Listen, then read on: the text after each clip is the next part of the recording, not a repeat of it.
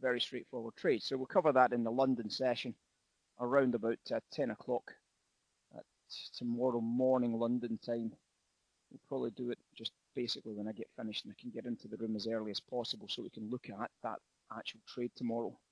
So we'll cover that trade tomorrow in classroom for anybody that's interested specifically in that pound opening trade at 8 o'clock. If you're not, then don't be too worried about it. Very quiet conditions. I've not even looked at treasuries today because it's kind of pointless trying to do any business on them today. It's very, as I said, very quiet. There's been some scalp opportunities in the S&P. We've had a chat about a few of them. And we've obviously been able to make some monies. We've been scraping the barrel to get some cash out of the markets today, to be honest. It's been a little couple of scalps here and there trying to make some cash, but the overall shape, it's $1,900 in profit so far this morning on the little account that we keep showing you. So we've got $1,900, just under $2,000 profit on that little trading that we've shown so far this morning, which is okay. Nothing wrong with that considering how quiet it's been. We've done a couple of trades on oil, trying to capture a little bit of the overall shape and value. We've reminded everybody about context, of course, the idea that you want to make sure you don't lose sight. But the oil, again, it's been shabby, hasn't it? It's been shabby at best. There's been a few value areas, and it's just kind of rotated around a little bit. So there's a little bit of value up here that we spotted for a good sell opportunity on the black line. That means, of course, a buy on oil. This is inverse. This is on the main oil chart. So that would be a good buy opportunity to work that level. Good crack spread value to be buying into oil during that period. That was at 11 o'clock. And obviously during that period, the oil was trading at 77 bucks wholesale, and it's rallied up to 77 bucks 30. So it was a good $300 of upside profits, which is pretty good. So we can see these areas. I mean, it's going to be dead today, isn't it? It's going to be pretty much dead today. So I don't think we'll get much out of oil in terms of anything, and I don't think we'll get much out of the S&P in terms of anything. So I think we're just in a kind of rotational day today. Just basically market makers trying to find some liquidity from somewhere, because that's their job. I mean, the liquidity means volume, and volume means commission business, right? So that's the basic job of the market makers on a day like today, is to try and find some volumes. It's pretty straightforward, right? It's dead, Argo. It's completely dead.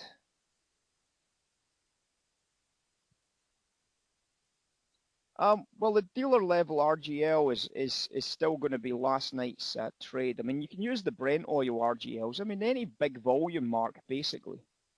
So when you see the biggest volumes of the day, you can use the biggest volumes of the day to use as directional counters. You know, you can start doing your analysis on any of those types of things. Yeah.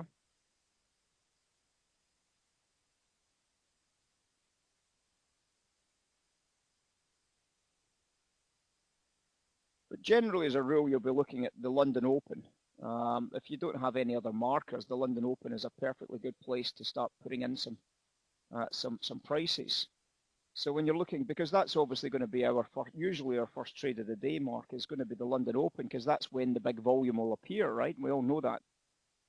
So when we see the big volume appearing at 8 o'clock, it's right there at 8:02. Do you see it?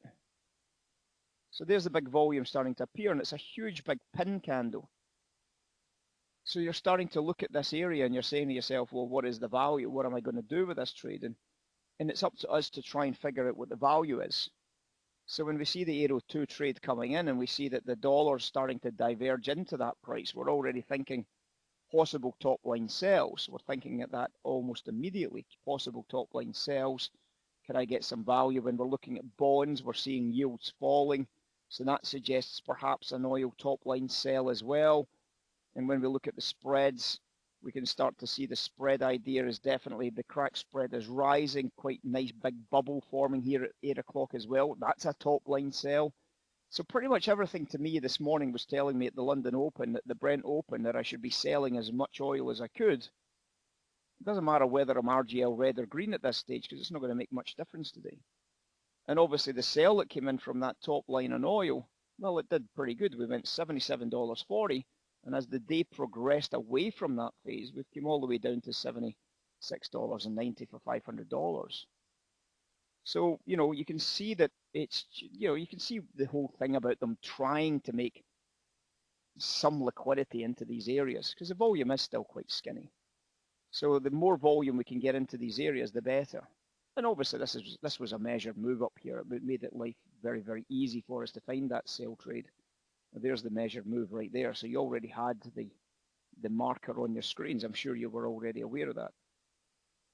So your measured move was there. You had all the various markers ready to work into. We had the crack spread, as I said, the dollar, as I said, the shape of it, everything was perfect for that sell. And the takeaway from that trade was pretty good. We got a good drive to the downside. Now, one of the things we're going to be focusing on today isn't so much necessarily the scalping part of the execution. It's about reading the execution inside the auction. Remember, we've got to build our skills. We don't just jump through different skills quickly. We've got to try and build our skills in the right auction process. So it seemed to me that there was still a lot of people that were struggling to define the type of auction that we're in.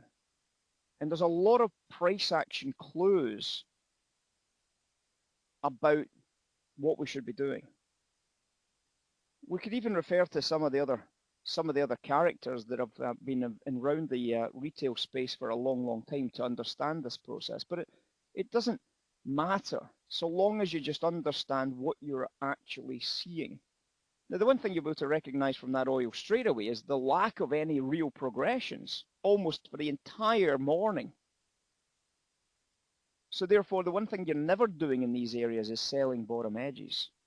But you can pick up on that very early, can you? But we'll obviously touch on that as an auction process at some stage.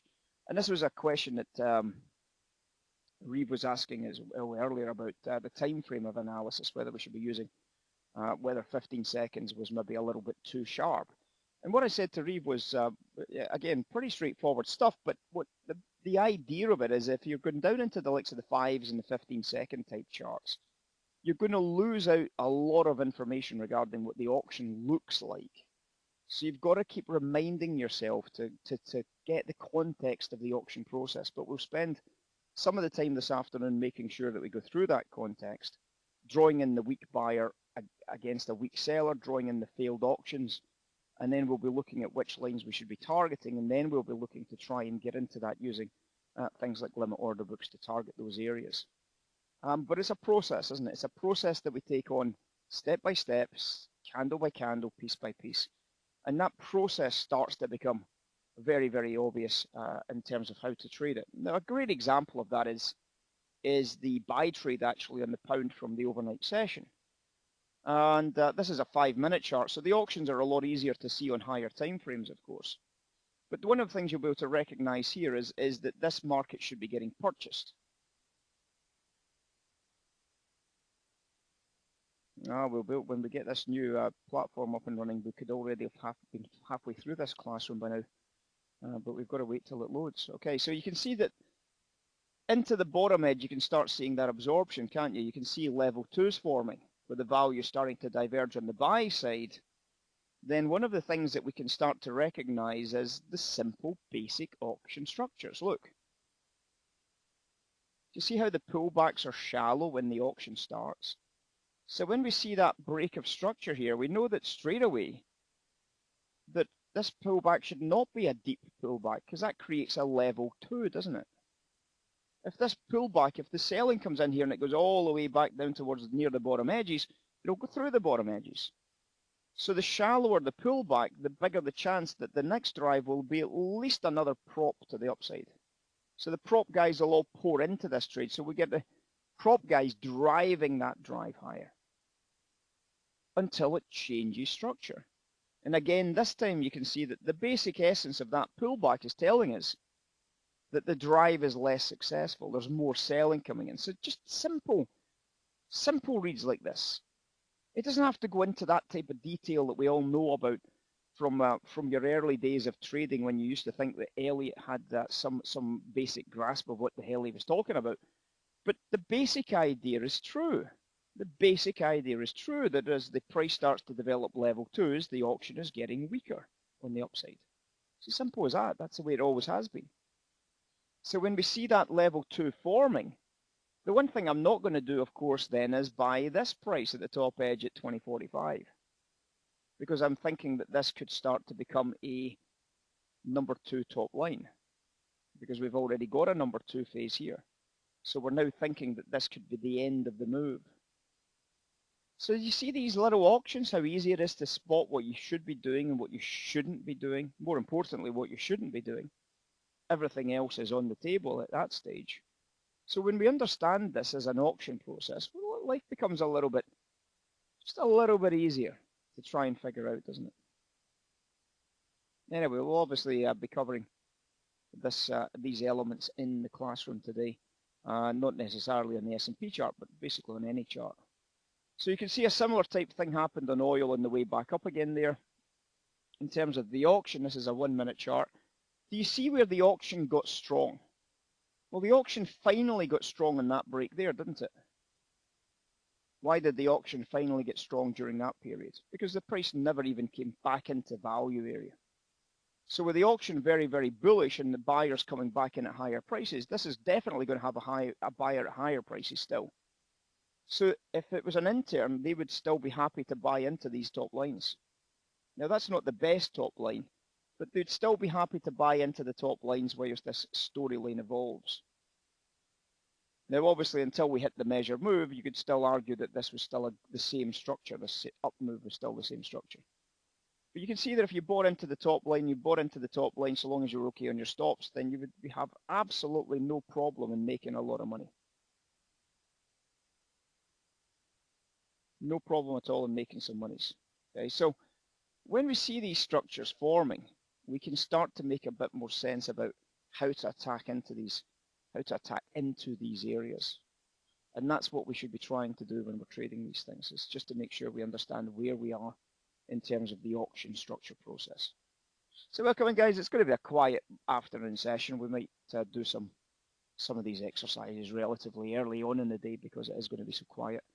But we'll get the basics down pat anyway, and we'll get started and finished as early as possible since it is a bank holiday.